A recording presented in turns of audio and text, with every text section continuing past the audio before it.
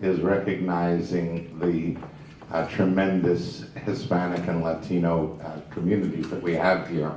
And that's been central to me, I would say, since 6th grade in my hometown of Baltimore, when Señorita Rupert came in and started teaching us Spanish in 6th grade, and I took to it. I liked that it was a phonetic language, and that what you saw was what you said.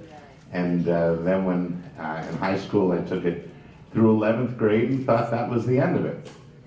Well, I was blessed to get an internship in senior year of high school with my hometown Baltimore Orioles.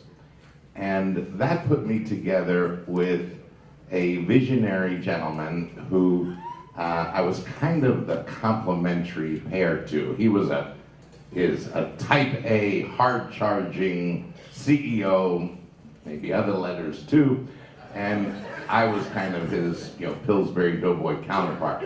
And that, of course, was Larry Lucchino, who built Oriole Park at Camden Yards. And we saw how it could transform a city. And we then moved to San Diego.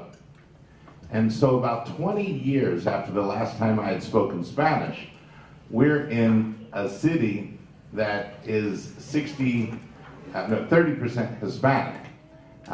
Plus, it was a city where many people had their backs to the border. Now, San Diego is a border city. It is right at Baja California.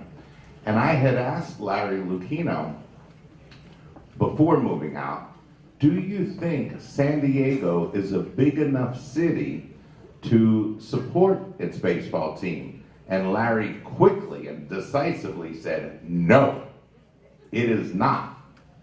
He said it's 2.5 million people, and you need about 5 million for a major league city.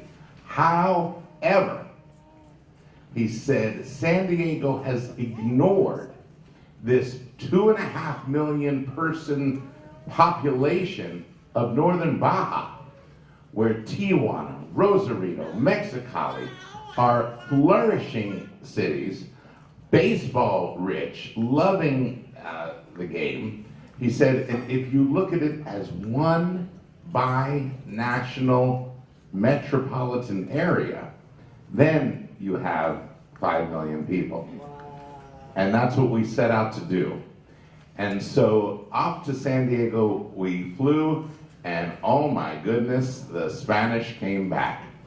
And when we got to the Padres, just so you understand who Larry is, Larry arrived there a few weeks before I did, and he had a press conference in January of 1995, and in that press conference in San Diego, he said, and everything we do in English, we're going to do in Spanish. And later that same week, he was the first president ever of the Padres to then go to Tijuana and have that same press conference in Mexico. And when I got there, I was thrilled. Here I'm dusting off my Spanish, and something about me, my mom was an artist and she loved Mexican art, and my dad was a violinist. Both were hobbies of my parents. Those weren't, my dad was a dentist by profession. And the music and the art just connected with me. And the outreach to the Mexican Americans in San Diego and the Mexican nationals in Tijuana and other parts of Baja, it was one of the most exciting, delicious ventures of our lives. And the appreciation from the people who had been ignored, the appreciation from the people who had heard, what's the word? Vete? Vete. Vete. And instead we're saying, bienvenidos. And it was something. Many of the Mexican Americans in San Diego lived in the southern part of the city. And we had many wealthy business people who said, yeah, you don't need to go to the South. We're going to the South. And we would go into Mexico. And we enlisted the help of a professor at the University of San Diego to create a binational task force to look at how you can properly and effectively manage the border traffic. So much so that we found you can walk across the border legally, easily. Driving across the border, man, you could have some delays. And so we partnered with a sponsor to have what we called Domingos Padres con Tecate. And you could walk across the border, and then we had the buses right there that would bring you to the ballpark. And all I can tell you is it worked.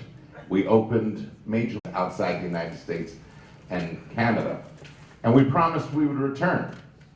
Well, 3 years later, we're the defending National League champions, and we opened our 1999 season back in Monterey. Then Larry said to the commissioner, all right, now we're a team with a foreign policy. We want to go to Japan. They said, yeah, we're going to go to Japan, but not the Padres. We're going to have the Yankees and another cool team. Wait a minute. So sometimes when you're the pioneer, you get stymied. Eventually, he went to Japan with the Red Sox. But this effort to unify everyone through baseball has been a passion of his, a passion of mine, a passion of ours. And when, I'll tell you, when we won that pennant in San Diego, that parade showed you that everybody came together.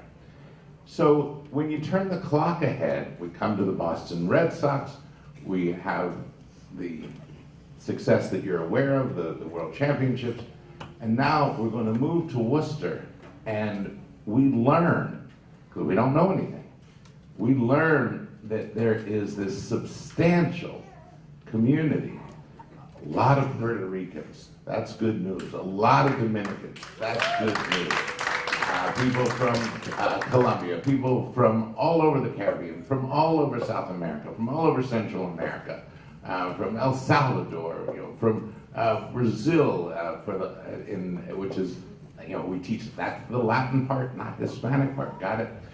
So, that was great news to us. And we come and we meet Counselor Sarai Rivera, who I'm happy to see here today.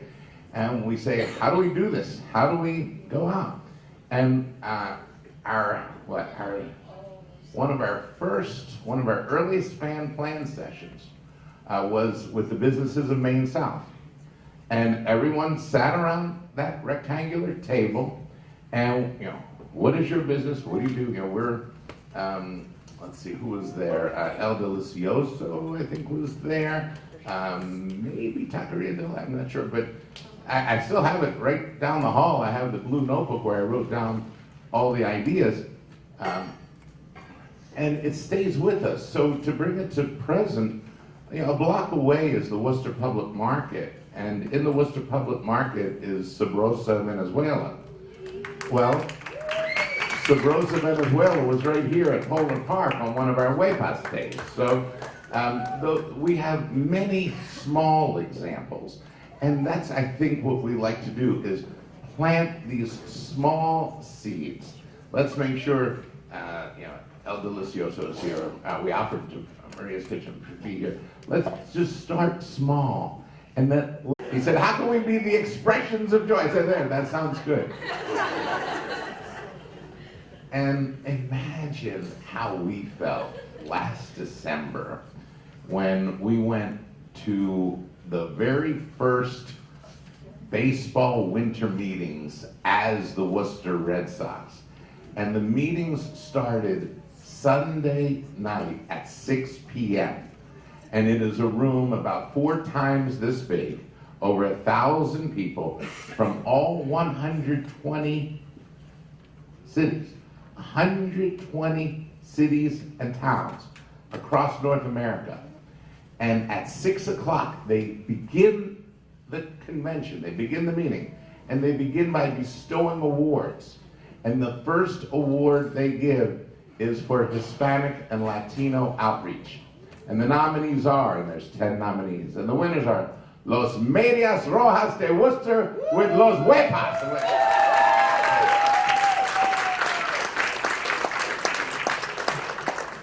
But you see, it's part of a journey that started with Senorita Rupert in 6th grade, that really developed in San Diego, and that comes here. So we're only, God willing, at the beginning. When we have Huepas days and we focus on a particular country and we're playing the national anthem of that country and raising that flag, an example of how meaningful that is was when we started doing that in Pawtucket and we raised the Puerto Rican flag and we played the Puerto Rican anthem. And I'm standing on the field with the young woman who at that time was the president of the city council of the city of Central Falls. She now is the mayor of Central Falls. And this is Mayor Rivera. And I'm standing on the field with her while we're raising the flag. And I look over and she's got tears coming down. And she said, never in my wildest dreams would I have imagined that the Pawtucket Red Sox were raising a Puerto Rican flag and playing the anthem.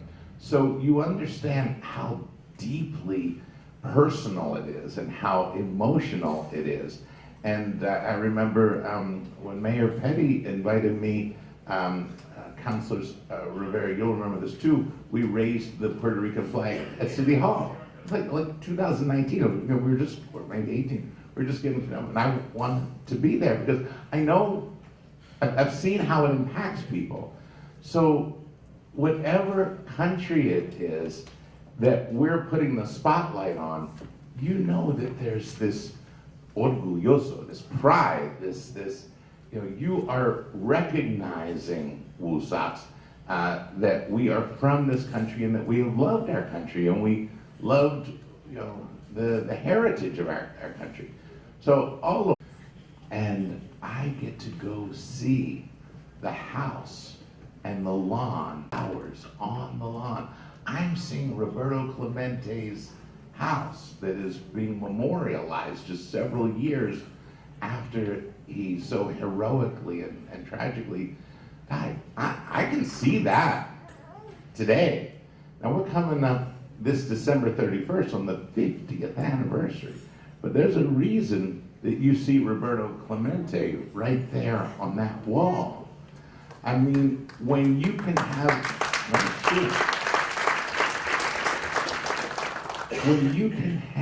someone who through baseball becomes a hero, who selflessly gets on a freight plane, not a passenger plane, a freight aircraft because he was upset that supplies to the victims of earthquakes, and that plane goes down. Are we still talking about baseball? And so the Puerto Rican culture, the Dominican culture, and then just go through every single country, to me is an opportunity, it's a privilege, it's an honor point. The point is to hear you now and invite your questions as we listen together at what we could do down the road. We are going to be looking for interns, for college students. Our kingdom for bilingual, bicultural, biliterate college students.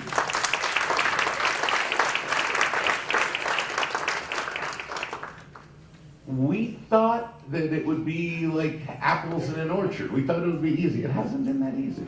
But part of that is for us to make sure we help people know that the doors are open. Yeah, there aren't that many full-time jobs right away, but the best way to get a full-time job here is to have been an intern, either a summer intern, or if you can get credit as an independent study, say you're at Quincy, and if you can work here in the fall or spring semester, we'll take you. But I want everything we do in English to be done in Spanish. I would like all our broadcasts to be in Spanish. I would like a full complimentary website in Spanish. So we're only at the beginning, but that's where our heart is. That's where our history is, and that's where our future is. So let me invite you now to ask questions and give us guidance as we map out a future that I hope will be rich and full of color and pageantry and the flavors of populations that we have loved for so long and love so much. So thank you for having me. Let's see what your questions are. Preguntas. All right, don't be shy. You're shy. How about that? All right, you know all the answers. All right, let me ask you, tell me a country you'd like to make sure we put the spotlight on this coming year. Venezuela. Okay, Venezuela. All right. That's an easy country to celebrate. I'm down in our clubhouse, and in the first year, I wasn't allowed to meet the players because of Major League Baseball's COVID rules. In the second year, they still weren't thrilled with us going, but I was allowed to. So I meet one player, and I said, where are you from? He said, Venezuela. I said, oh, what city? He said, Maracay. I said, Maracaibo? He goes, no, not Maracaibo. Because I knew Maracaibo because Hall of Famer Luis Aparicio was from Maracaibo, and we knew him from the Baltimore Orioles. No, Maracay. Gotcha. So I'm going down. I talked to another player. Where are you from? He said, Venezuela. I said, oh, what city? He said, Maracay. Wait a minute. You two are both from the same city in Venezuela? Yes. I said, did you grow up together? No, we didn't meet till we were in this clubhouse. Like, it's amazing how people can come together through baseball from the same city in Venezuela. Now, I told you my dad was a dentist. He was an orthodontist, and that's what I got my educational degree in. I didn't know I could have a career in baseball. And I was the team dentist for the Orioles. And we had players who would come from other countries, and we would treat them. And we had a player from Venezuela, about 6'7", really tall. And I took him out to the office, a sweet, wonderful guy. This is about 30 years ago. His name was Oswaldo Peraza. So now, this year, we're playing the Scranton Wilkes-Barre Club, otherwise known as the Yankees. They have two Perazas in the lineup. One's name is Oswald. Wow, I wonder if that could be the son of my patient. So I go over into the visiting clubhouse. I don't even know who I'm looking for, So I'm kind of standing there, and one of the players said, who you need? I said, I'm looking for Oswald Peraza.